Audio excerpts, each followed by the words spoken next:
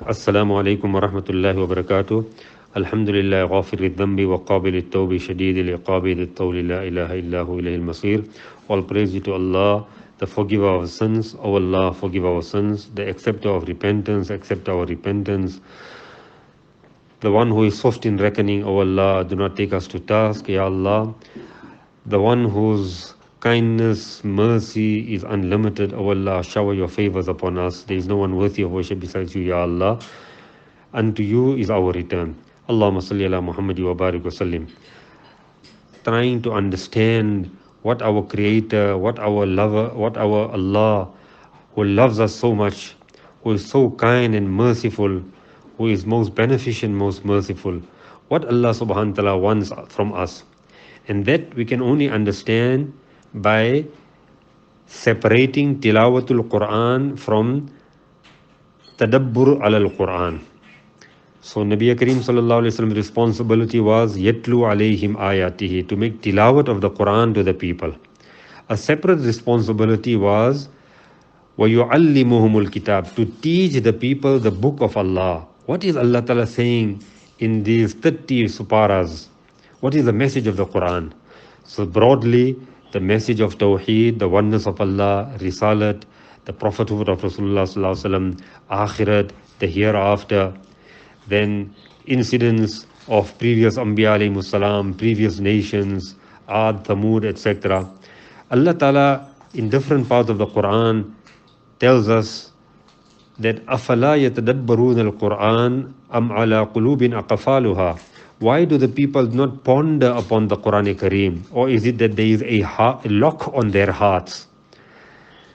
So to ponder upon the Quran Kareem can only happen if we try and understand the meaning of the Quran.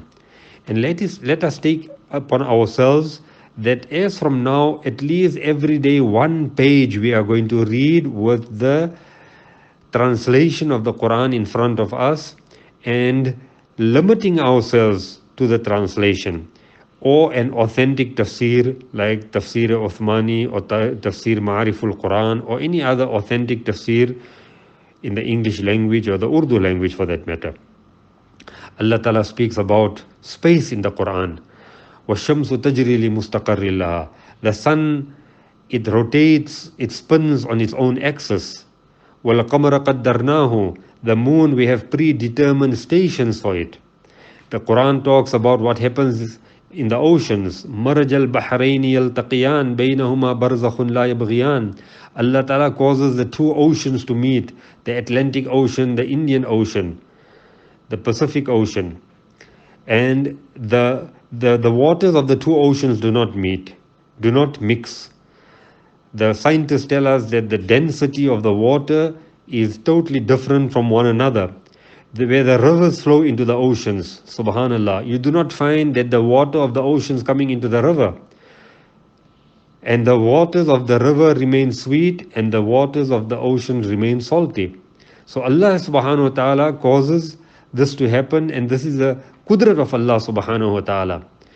One thing that Allah Ta'ala makes mention about Fir'aun in the Quran, that we shall preserve his body for the nations till the day of Qiyamah to observe. And we see that his body was mummified.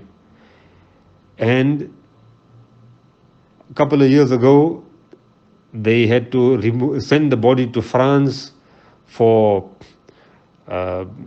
treatment because the mummification process perhaps was stalled, etc. So the French soldiers were saluting the body of Fir'aun, na'udhu billah, who is a dead person who claimed to be Ana Rabbukum al-A'la. But this tells us that what Allah Ta'ala told us 1400 years ago, today we are observing it. We are observing it with our own eyes, that Fir'aun's body will be preserved. And anybody goes to Egypt, they will tell you that yes, the body has been preserved according to the dictates of the Quran Kareem.